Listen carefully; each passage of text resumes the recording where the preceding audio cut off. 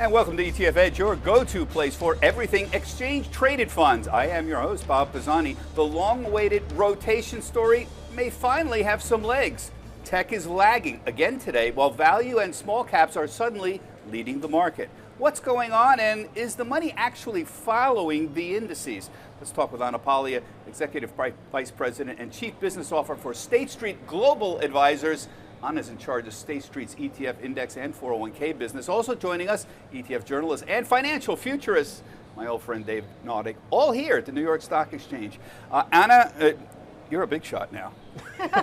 She is. I've known her for a long time. She's got a great new job. You run the S&P 500 index business. They report to you, all those ETFs. Is this rotation real? Is there actually money following some of these moves in small caps? Well, first of all, I've always been a big shot. Okay. So thank you, Bob. I love that. Put me in my place pretty fast there. All right. And yes, the money is following the trend. In the last 5 days, we have seen a huge uptick into our sector ETFs. Tilt with small cap, financials, home builders, so the money is following the trend for sure. It seems that way. And so we're talking not just about small caps, but other things too. So we've been looking at value stocks. We all know value's been underperforming. You also oversee the S&P value ETF. That finally hit a new high recently. But is there any signs these traditional value sectors, the industrials, the energy, the materials, and maybe some of the financials, are they seeing any inflows at all? I know I'm going on to a different thing here, value over small caps, but any sign that's happening? They are seeing positive flows. Now the question is out there: is it the value tilt or is it the cyclical investment and investor appetite for that? But definitely the numbers are there. We see positive momentum with value tilted strategies. You know, Dave, let me bring you here. What about this great rotation? Does it have legs? And what are you watching right now? So for the moment, I would get a little cautious about calling this a rotation, because that implies that everybody's out there selling their QQQs and selling their SPY. That's not what's happening. What we're seeing is money that, I hate to use this phrase, but we have to say it's coming in off the sidelines, that is just buying, buying, buying. They are now, for the first time in ages, buying value, buying some of these defensive sectors, buying small caps, but they haven't stopped buying the other things as well. If you look at the amazing 5 days we've had, $50 billion in flows in 5 trading sessions, it has gone into things like equal weight and to things like small cap, but it's also gone into things like SPY, which has had $11 billion in flows in 5 days as well. So I think this is money coming in from that giant bucket of money markets that we know is sitting out there. And as it's that would be rotation. It is rotation, but it's coming into the market, into these other sectors, these non-Mag 7 ways of playing the market. That's not the same as everybody selling off the Mag 7. Yeah. I have 2 problems with this rotation trade, and maybe, Dave, you can comment at first. Traditionally, small cap rallies usually come off of economic bottoms and major market lows. And we have the opposite of that here. That's one problem. And it's not clear if this is just a playoff of lower interest rates and whether or not that's enough to sustain the rally. Finally, well, you know this, we have a seasonally difficult period coming up. The middle of July through October, usually volatility usually rises and the market usually has a tough time. Does this make any sense? I'm trying to figure out whether this is real legs here. I think there is some legs in the diversification trade. I think that's really what we're seeing, more than a full-throated small caps are going to dominate rally. I think what we're seeing is a diversification trade. We're seeing flows into everything, and that to me means people are looking to get a little bit broader in their exposure, which is smart in an election year. Yeah. Right? Election year is one thing we do know. However the rest of the next 6 months goes, we know it's going to have increased volatility and uncertainty about outcomes. That means diversification is your friend. Yeah. What about, Anna, other flows? What about, say, bond funds right now? I've been looking, SPHY, this is the high yield bond fund that you oversee. It's spiking recently. Prices have been spiking here. What's going on, and is there any flow behind any of these? It is a spiking. High yield is spiking, but we are also seeing positive flows in either fixed income ETFs like investment grade senior loans. Senior loans have had a very, very good couple of weeks or couple of months. So to us, that is a signal that investors are really getting comfortable with risk, and there will be momentum behind that. Bond funds have almost dominated the senior flows. loan funds, explain how that, are those shorter duration loans? What's the length of a typical maturity for a senior They are on the short-term duration side. Our fund is active, so it is really managed to take into account some active sentiment and the best way to. So if really the prices are manage going up loans. in a senior loan fund, it's an indication that people think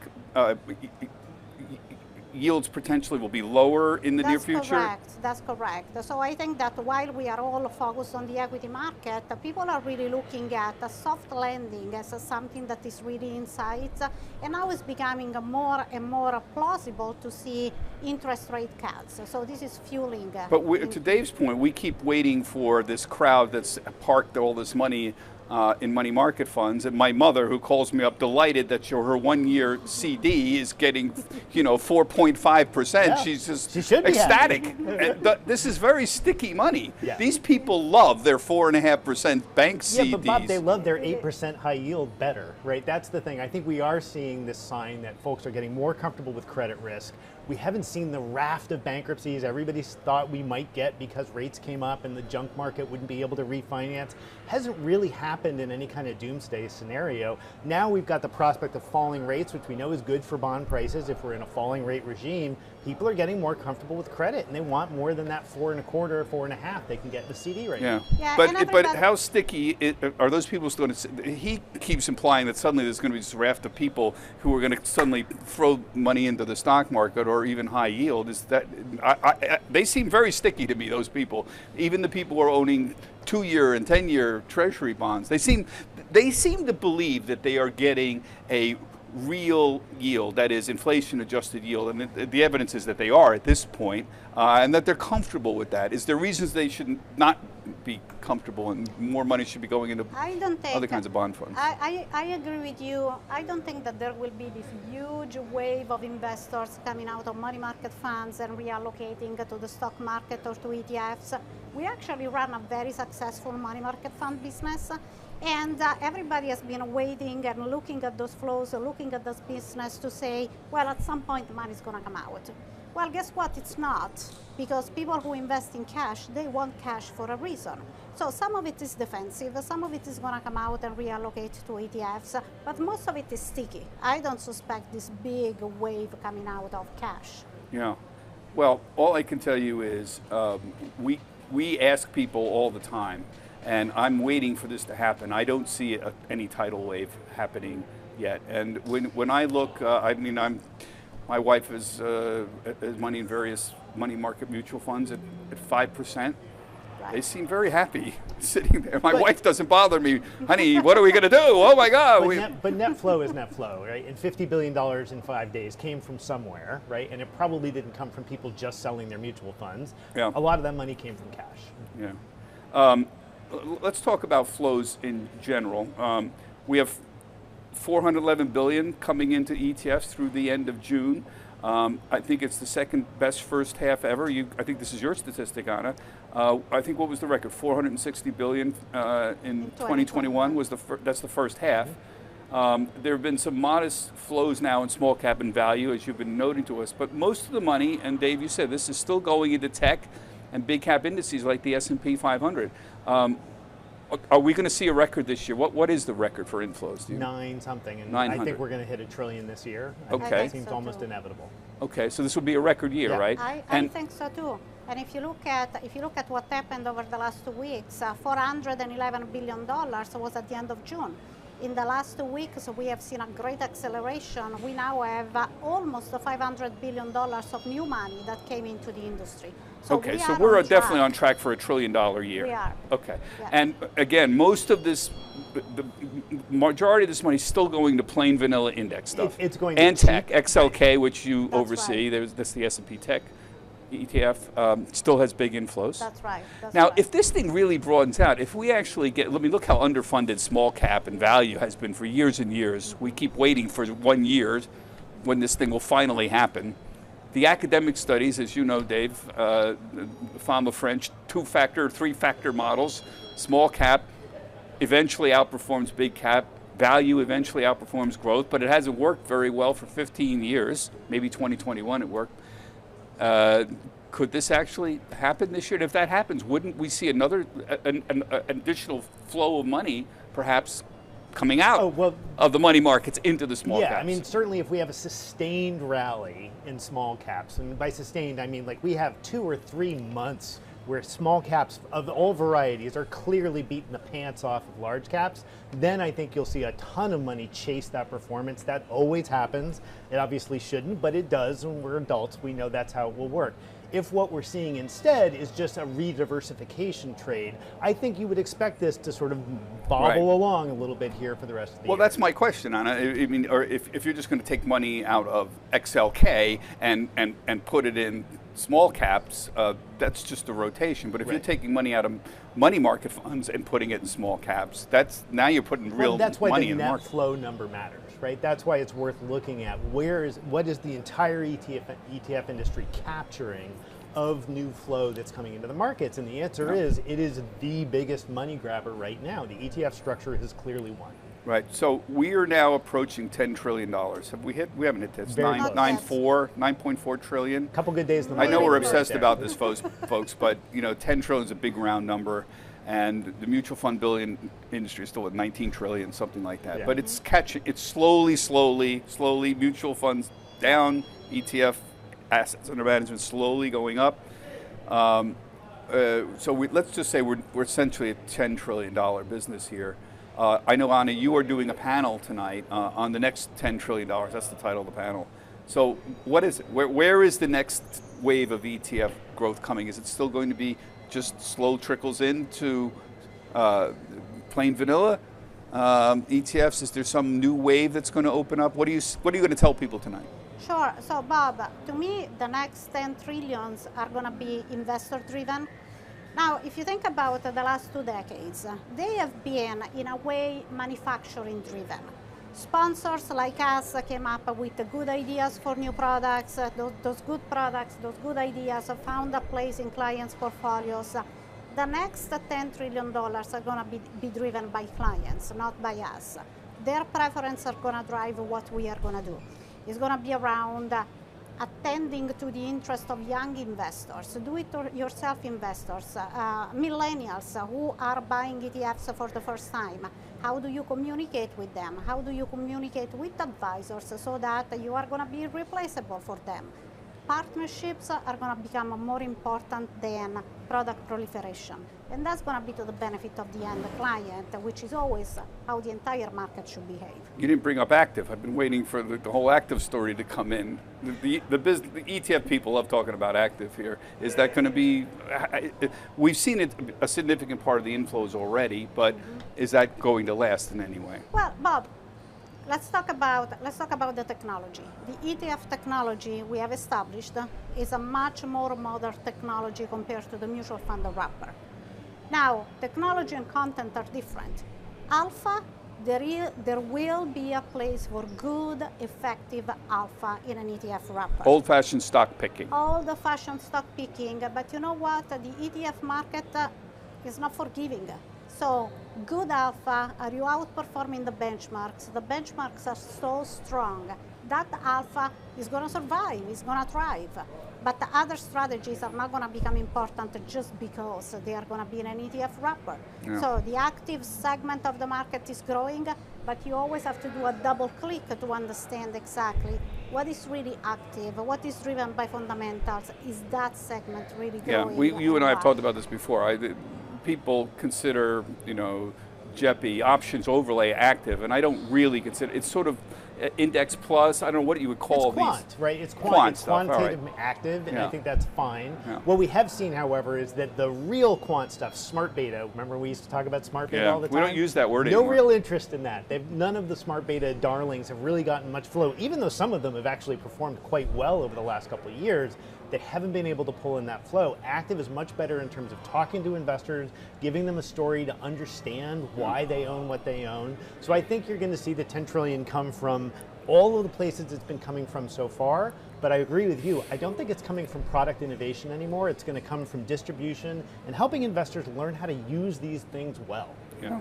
Let me just ask you, Dave, about the election and what's going on. We saw today comments from the Trump camp about Taiwan. Semiconductors are down today. How do you factor this into thinking in general? Think about it all as short-term volatility. I think it's very easy for us to all get caught up in team red, team blue, and our tribalism. As investors, what we should understand is this election brings uncertainty. Uncertainty means it's difficult to make narrow calls on the market, and it's always better to be diversified. This is not the 6 months I think the average investor should be making big changes in their allocations, whether that's into a sector, out of a sector, into bonds, out of bonds. This is a time when you should be focused on, is my long-term portfolio, Armageddon proof as it can possibly be? And then honestly, next year we'll have more clarity, and almost regardless of the election outcomes, clarity will be better for markets than uncertainty.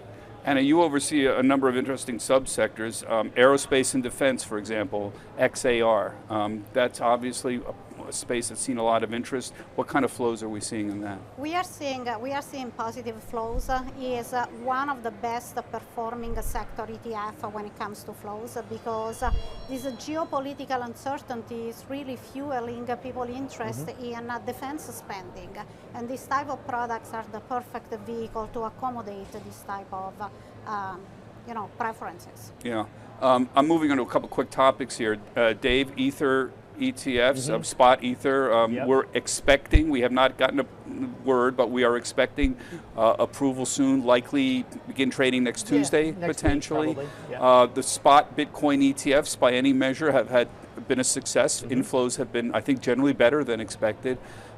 Ether is a much smaller product in terms of assets under management than Bitcoin. What are we expecting? My opening bid here is that we'll get about 1/10 of the AUM at the end of the day. So give it a 6-month run. I think we'll look at this and we'll say the ETH funds have about 10% of what's in the Bitcoin funds. That makes sense to me. Bitcoin's a store of value. It's a very different kind of story. ETH is a utility, effectively. It's like buying RBOB. You're buying gas for the crypto economy. And so that's a very narrow play on how crypto gets used to rebuild a new decentralized finance world. If you're a believer in that, the ETFs are going to be a great way to play that, but I think that it's a cascading level of interest from there, right? If a Solana ETF comes next, I think it's going to be an even smaller allocation. So I think we'll see more folks do what State Street SSGA has been doing, which is partnering with folks to figure out ways to do active management in this space, to put these into portfolios, to put them in context, in other words, to make them less of a speculating vehicle and more of an investable asset. Yeah. Anna, what about that? He gave you the opening there. State Street Global Advisors, you're one of the few big ETF players that aren't participating in the Bitcoin or Ether ETFs. Do you have a strategy here? What's your thoughts on your way of participating in this, if any? Yeah, Bob, I'm a big believer in digital assets. I think that whether we like it or we hate it, we have to pay attention, because this is where the money is going, this is where investors are, and I think that digital assets are going to really change the financial industry in the next 10 years. But I'm not excited about single cryptocurrency, because the space is crowded. I'm not going to launch Bitcoin number 12 or number 13 or Ether number 6 or number 7. That's not exciting to me. But what's exciting to me is digital asset 2.0. What is the next version? How do we use all of these single components in active strategies to build a portfolio? And that's why we partnered with Galaxy Capital, because we think that the expertise lies with crypto natives. We bring the best of what we do with ETFs. They bring their knowledge when it comes to digital assets. That's 2.0. Now, this partnership with Galaxy, can you tell us a little bit more about it? What does this involve? Well, Galaxy will sub-advise a number of portfolios with us. So we will actually use their intellectual capital to build the solution-oriented portfolios. It's not going to be about the Bitcoin, it's not going to be about Ether, it's going to be the entire digital assets ecosystem. How do these currencies play a role in a portfolio? How do we hedge those currencies? If people like Bitcoin but they don't like the volatility, how do we hedge the volatility within a portfolio? Interesting way to do this. So you'll come back and tell us more about this partnership as it evolves? I will, promise. All right, thank you very much. Appreciate that. We hit a lot of topics here, folks, but we got two of the best in the business here. We got a well-known big shot, who's now an even bigger shot than he was, and one of the great ETF experts in the world here, Dave Notting's with us. That does it for this week's ETF Edge, my friends. I want to thank Anna very much, and Dave as well. We've asked Dave to stick around and give us his perspective on other trends in ETFs for the ETF Edge podcast. That's coming up. And remember, you can see all of the shows, all of them, 7 years worth, on our website, etfedge.cnbc.com. Everybody have a healthy, happy, and safe trading week. Get the ABCs of ETFs with the ETF Edge newsletter. Your weekly update on the hottest trends, expert analysis, actionable ideas, and exclusive insight from host Bob Pisani. Sign up now at cnbc.com/ETF Edge newsletter.